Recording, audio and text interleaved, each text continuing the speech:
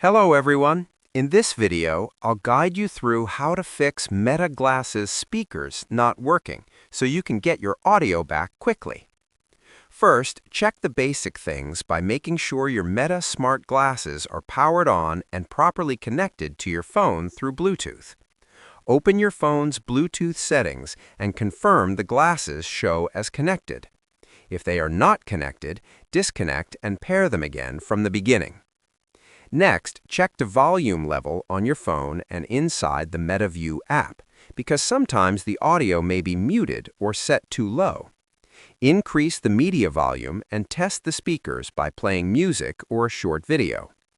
If you still hear no sound, try restarting both your phone and the glasses. A quick reboot can fix many temporary connection problems. Another step is to check whether the glasses are connected to the correct audio output.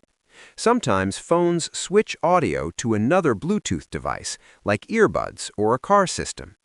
Disconnect other Bluetooth devices temporarily and test the glasses again.